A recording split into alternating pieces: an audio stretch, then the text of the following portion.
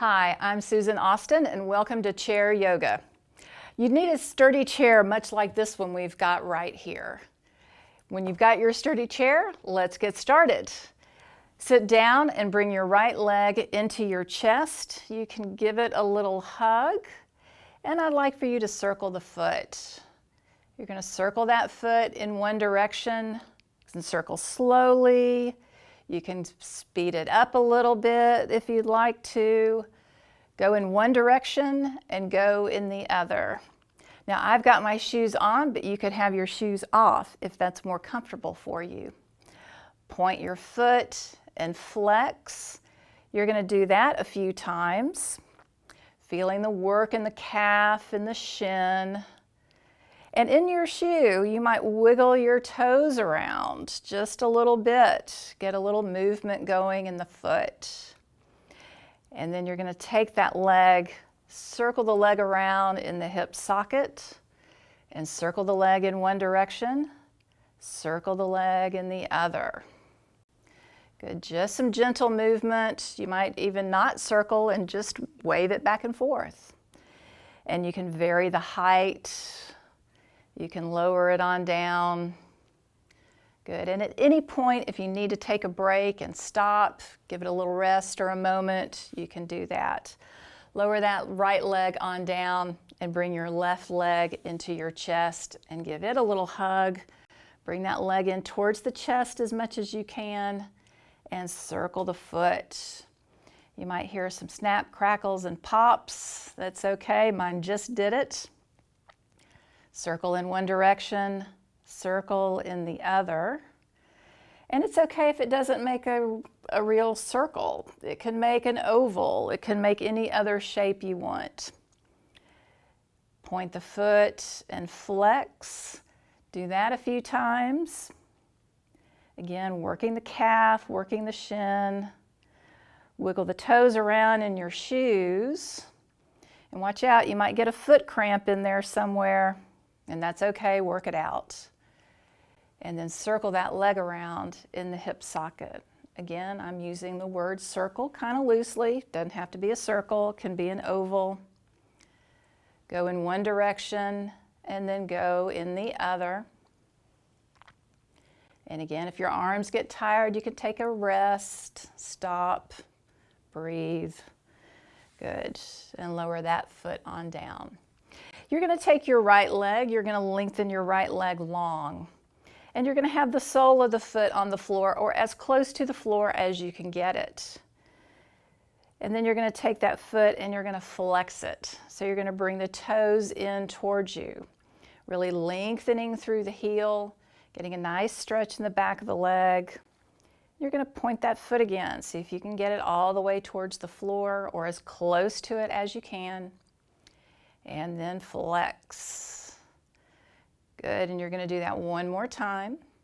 Pointing those toes long. Good, and then flexing the foot.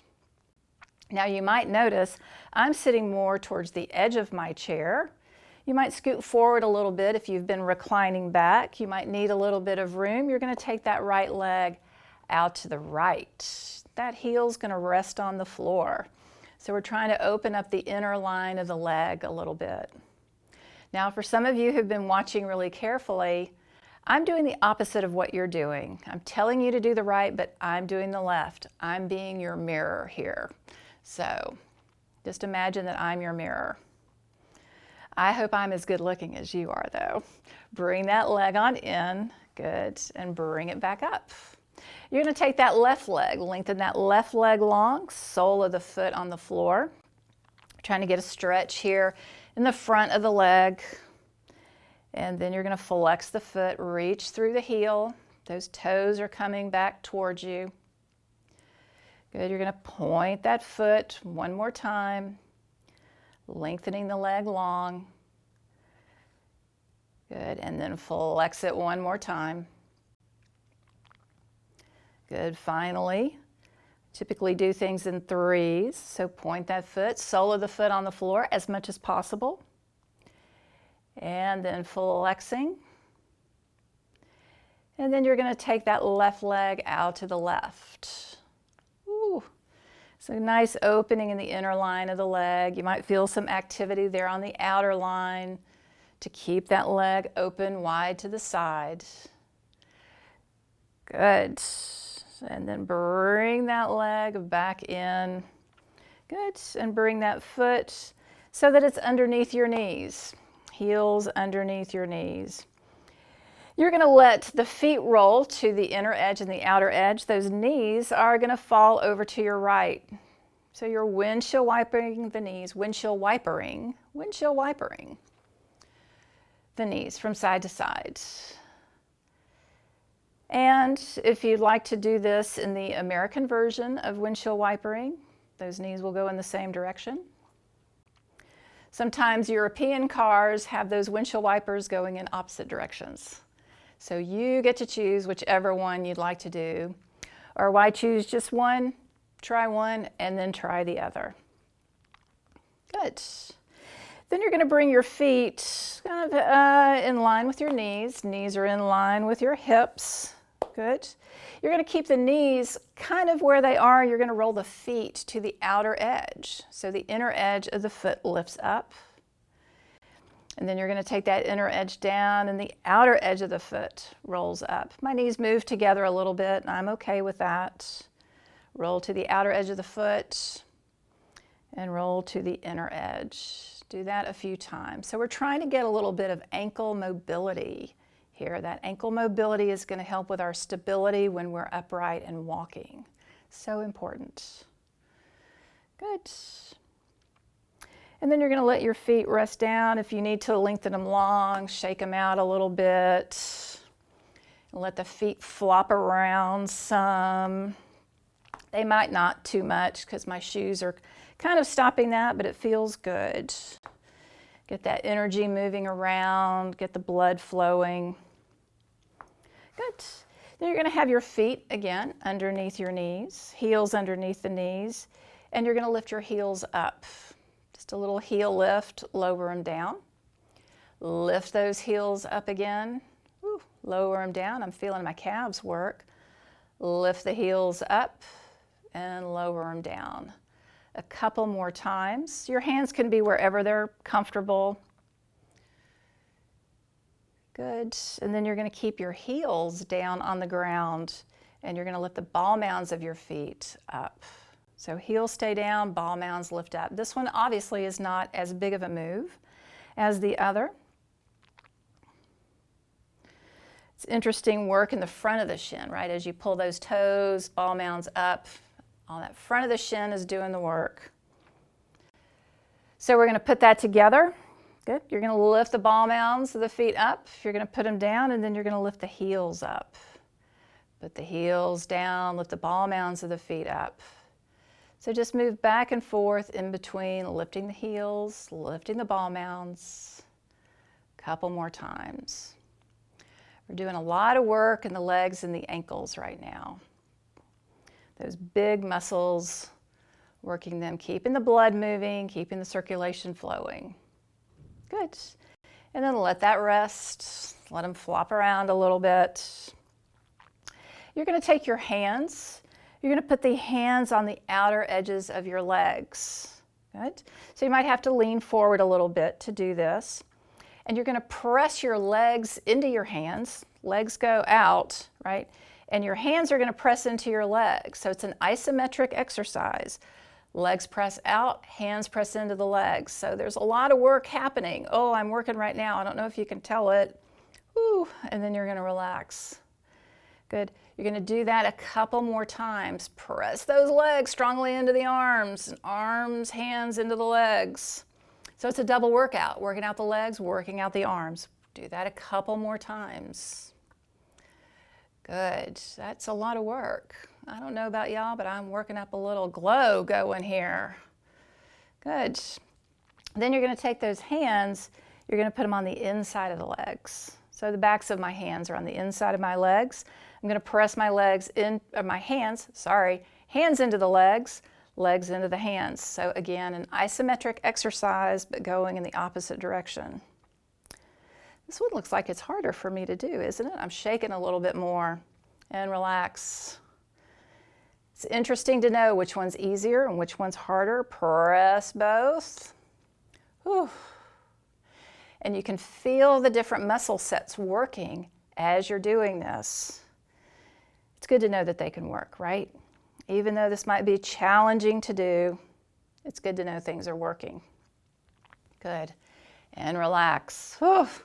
That was a workout. Circle the shoulders. Circle them in one direction, and then circle in the other. Good, and again, like I said, whenever you need to or want to, take a break. You could take those arms wide to either side and lift them on up. Take a hold of your right wrist and take a little lean. Ooh. Good, come on up to center. Good, take a hold of the opposite wrist and take a little lean in the other direction. Good, and come on up to center. Lower those arms all the way down and circle the shoulders again. Now I'm leading you and guiding you to kind of the largest kind of movement. If you need to stop it anywhere during that part, like if taking your arms up is here, that's where you are, and you can still take a little lean in one direction, right? So don't sacrifice any body part for the movement, right? We're just trying to get some movement, some activity. It's all good. This one might be challenging, so if it hurts, don't do it. Let me say that again. If it hurts, don't do it. You're going to take your right ankle on your left knee. That's kind of challenging to do. There's a whole lot happening in that right hip. There might not be that much happening in the right hip because it hurts too much, just saying. If it's doable, do it. If not, sit it out. For those of you who can do it, you're going to have a nice long torso, as much as you can, and just a little bit of a fold forward, and that's where it really gets into that hip. A couple of breaths. It's also getting into some other parts of the leg, right? If it's too much, don't do it. Good. And then come on out and relax that foot on down. Whew. Jiggle it, wiggle it. You can lengthen it long, shake it out. Good. Then you're going to take your left ankle on the right knee. Now, spoiler alert before you do this. The sides are real different. Might have been doable on one side, it might not be doable on the other. And that's okay, the sides are different. That's why they've got different names. Right? Yeah. So left ankle, right knee. Ooh, again, there's a lot going on in that hip. If it's too much, then just stay there or come out of it. A nice long torso. And then fold forward, even if it's just a little bit. Your body will tell you when to stop. Listen to your body. A couple of breaths. Good. And then inhale and come on up and have that foot come on down. Good. One more time. Circle the shoulders. You're going to circle in one direction and circle in the other. Good. And you might take one shoulder and move that shoulder forward, the other shoulder moves back. And it's just like as if you were swimming, right? Kind of the old crawl, right? You can move your arms that way if you're able to. If not, arms can stay down. Good, and then reverse that direction. It's like you were swimming the backstroke. Good. And then you're going to be right here in the center. You're going to take your right hand, you're going to reach around to the back of the chair. Your left hand goes on the outside of that right leg. You're going to come into a twist. Good, a couple of breaths here. Your head can go in either direction. You can keep it forward, or you can look over your right shoulder. Couple of breaths. Good, and then slowly unwind. And then you're going to take that left hand to the back of the chair, Right hand on the outside of that left leg, and you're going to twist in the opposite direction. Again, the head can go in either direction. You can look to the front, or you can look to the back. Good, and unwind and come out of that. You're facing forward now. You can scoot back in your chair, but not all the way back.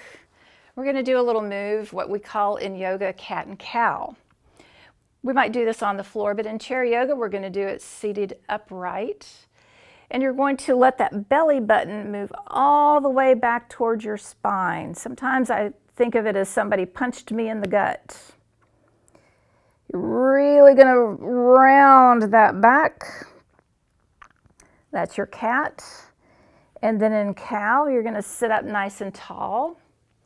And then you're going to move the shoulder blades towards each other. You could take your arms behind you. You could find your chair seat, and you're going to open up your chest. I also call this your Titanic moment. If you've ever seen the movie Titanic, you might have to go watch it or have somebody explain that one to you.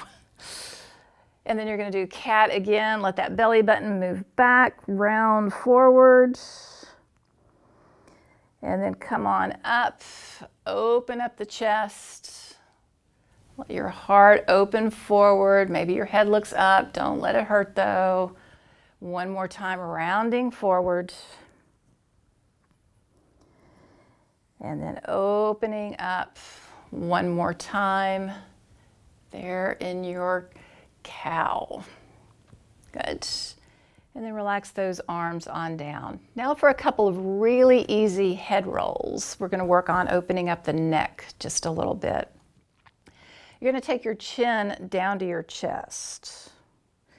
So just relax it down. You're not rounding forward, right? We just did that. You're going to keep the chest more upright. Take the chin to the chest and take the right ear to the right shoulder in that direction, right? It's not going to touch.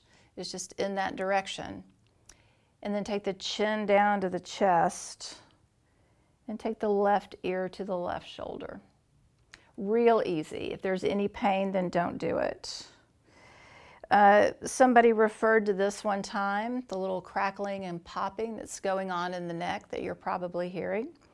They said it sounded like radio static, and it does, right? So we're trying to clear out all that static. Good. And you're going to take your head's going to be upright, and you're going to turn your head, you're going to look to the right,